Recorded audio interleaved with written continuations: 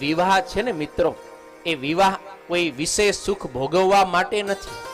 વિવાહ છે એ માનવ જીવનનો એક સંસ્કાર છે. માનવ જીવનના 16 સંસ્કારમાં એક અગત્યનો સંસ્કાર છે વિવાહ સંસ્કાર. જન્મથી સૌ કોઈ બ્રહ્મચારી હોય છે, ખબર ને? જન્મથી બધા બ્રહ્મચારી હોય અને બ્રહ્મચર્ય પાળવાનું હોય. પણ જેને એમ થાય કે હું આજીવન બ્રહ્મચર્ય પાળી શકવા સમર્થ નથી, મને હજી વિષયની વાસના છે, તો એ વાસનાની પૂર્તિ માટે એ કોઈ પણ યોગ્ય જીવન સાથીને પસંદ કરીને એની સાથે લગ્ન ગ્રંથિથી જોડાઈ અને ગ્રસ્ત જીવનમાં પ્રવેશ કરે. તો ગ્રસ્ત જીવન છે એ માત્ર પશુની જેમ, પુત્ર ભૂંડની જેમ વિષય ભોગ ભોગવવા કે ઇન્દ્રિયોને લાડ લડાવવા માટે નથી. ગ્રસ્ત જીવન શેના માટે છે? કે નિયમ ધર્મ પાડી અને પોતે યોગ્ય સંતાન ઉત્પન્ન કરી અને યોગ્ય સંસ્કાર આપીને પોતાની વંશ પરંપરાને આગળ વધારે, પોતે પુત્ર પ્રાપ્તિ માટે જ સાંસારિક ક્રિયા કરે તો એ યોગ્ય કહેવાય. બાકી તો ગ્રસ્તને પણ બ્રહ્મચર્ય પાળવાનું. ખબર છે તમને? આપણા શાસ્ત્રોમાં જે બ્રહ્મચારી છે, ત્યાગી છે, એના માટે તો બ્રહ્મચર્ય છે જ, પણ ગ્રસ્તને પણ બ્રહ્મચર્ય કહ્યું છે. એક નારી સદા બ્રહ્મચારી, મન કર્મ વચને પોતાની નારીને જ, પત્નીને જ જે વફાદાર રહે. પણ આજના સમયમાં થોડુંક અઘરું છે.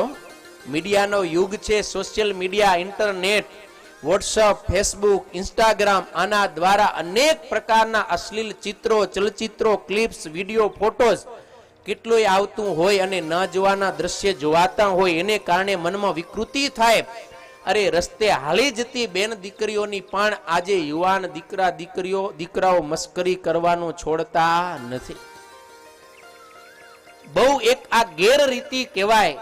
યુવાન એ હોવો જોઈએ કે જે બેન દીકરીઓનું રક્ષણ કરે, એનું સન્માન કરે, હાલતી જતી કોઈ પણ બેન દીકરી વિશે ખરાબ કોમેન્ટ ન કરે. પણ બહુધા એવું થતું હોય કે એના વિશે ખરાબ નેગેટિવ ટિપ્પણી કરતા હોય છે.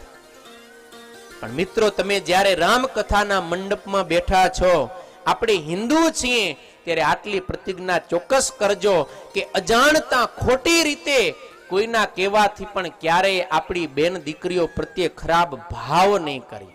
બોલવાની વાત તો દૂર રહી, એની સાથે ખરાબ સંબંધથી જોડાવાનું બહુ દૂર રહ્યું, પણ મનમાં પણ હું વિકૃત ભાવ ક્યારેય નહીં લાવું. આપણે એનું રક્ષણ કરવાનું છે.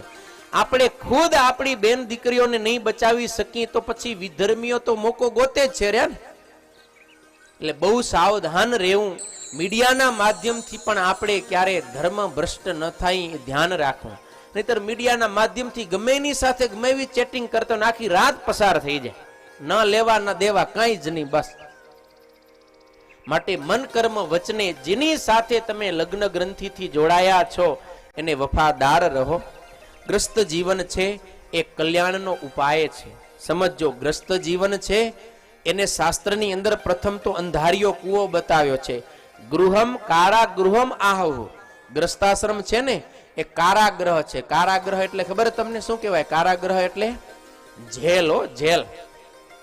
કારણ કે ગ્રસ્તાશ્રમ બંધન રૂપ છે. જીવને કલ્યાણના માર્ગમાં બંધન કરતા થાય, પણ ક્યાં સુધી? જ્યાં સુધી એમાં ભગવાનનો સંબંધ નથી થયો ત્યાં સુધી. જો ભગવાનનો સંબંધ થઈ જાય તો એ જ કારાગ્રહ એને મુક્તિનો માર્ગ આપનારું થાય.